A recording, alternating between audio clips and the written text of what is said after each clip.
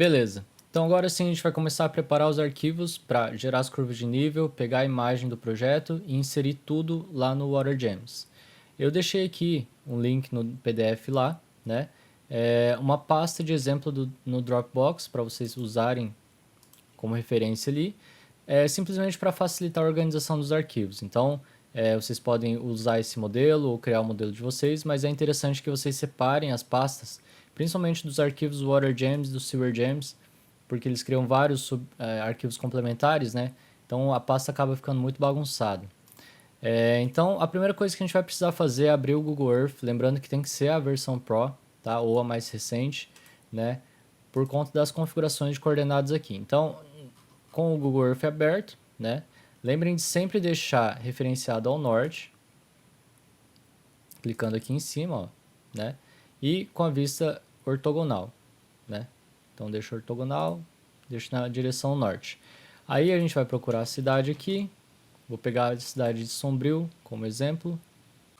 E aqui a primeira coisa que a gente vai fazer vai ser determinar a região de interesse, só para destacar aqui e ficar mais fácil de identificar a cidade. Então a gente vai criar aqui, ó, um polígono. Aqui em cima é só adicionar polígono e clicar no entorno da cidade. Não precisa ser exato, tá? É só uma região de representação. E aqui vocês vão ver que ele vai criar um polígono opaco, né? Então a gente pode editar aqui, ó, em estilo e cor, a cor do contorno, a espessura e a cor de preenchimento. Na cor de preenchimento é interessante deixar uma opacidade baixa, né? Então só para destacar ali e sombrear a região de interesse. Depois disso só dá um OK e pronto, a gente tem a nossa região aqui, né, para utilizar e gerar as curvas de nível. A partir desse ponto a gente clica com o botão direito aqui na região em salvar lugar como. Então eu vou salvar lá na pasta de curvas de nível, né, do projeto, e o nome do arquivo vai ser região de interesse Google Earth, só para facilitar a identificação. Então pronto, a gente extraiu a nossa região ali e agora a gente vai abrir o Global Mapper.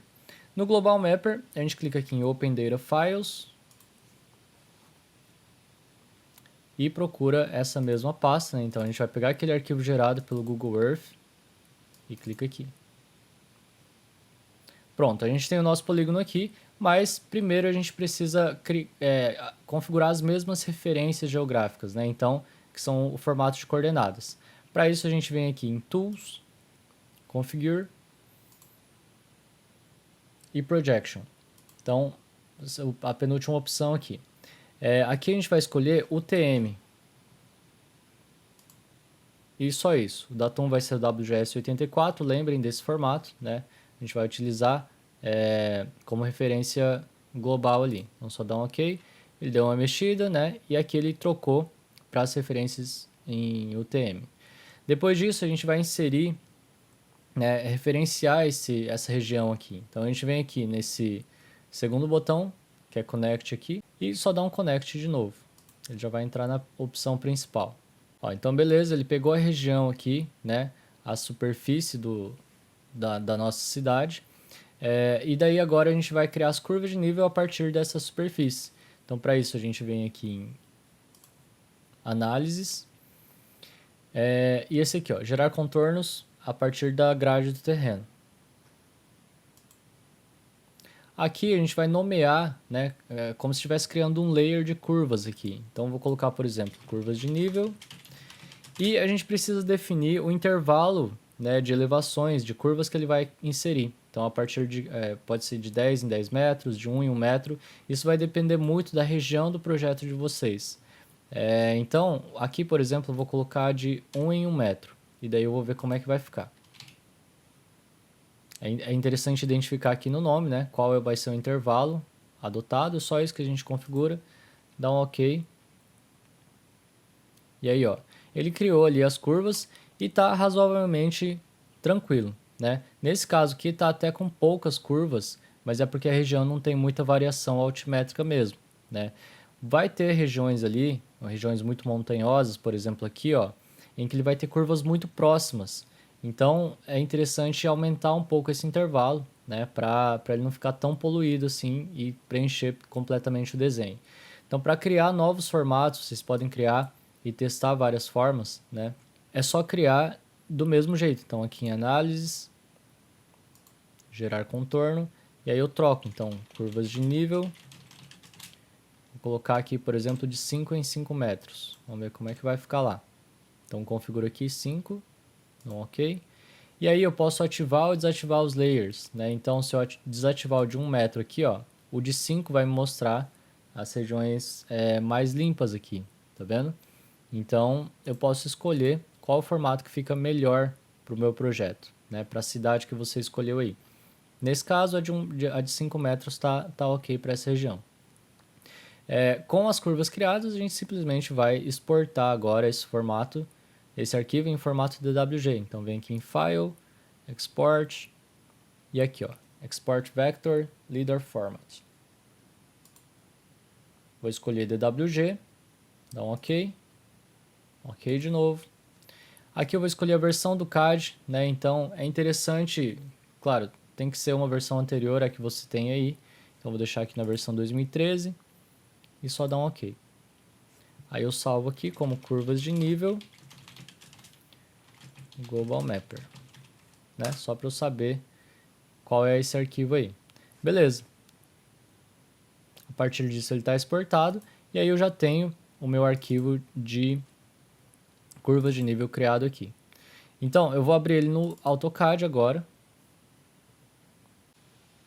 Se o desenho não aparecer, é só dar um zoom extend ou clicar 2 vezes com o scroll do mouse e aí ele vai estar aqui. Não tem problema essa região estar preenchendo aqui, né? Não vai influenciar lá no WaterGems. E daí, a partir desse arquivo, a gente vai precisar gerar dois, né? Então, a gente vai gerar um com legenda e um sem legenda, tá? Para gerar esses arquivos, primeiro a gente salva como, né? A gente cria esses arquivos novos aí. Então, a gente vai salvar como curvas de nível com legenda. O primeiro com legenda. E agora um sem legenda.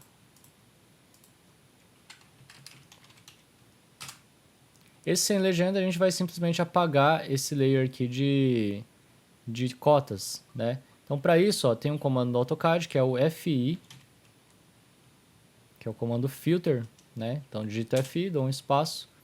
Aqui eu vou inserir que filtro que eu quero de seleção, né? Eu vou pegar pelo layer, que é esse daqui.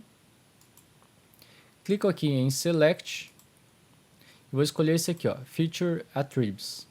Vou dar um OK. E aí eu venho aqui em Add to List. Pronto, isso aqui é o meu filtro de seleção agora, eu vou dar um Apply e selecionar toda a região de contorno ali.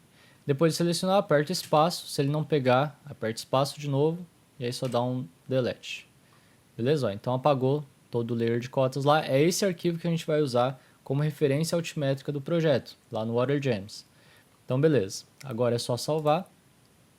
E aí eu preciso salvar em DXF, porque é o único formato que o WaterGems importa. Então, vem aqui em salvar como de novo. Vou escolher aqui o DXF. É interessante colocar no 2010, é o mais compatível de todos. Então, vou dar um save aqui. E aí eu vou abrir aquele arquivo com legenda.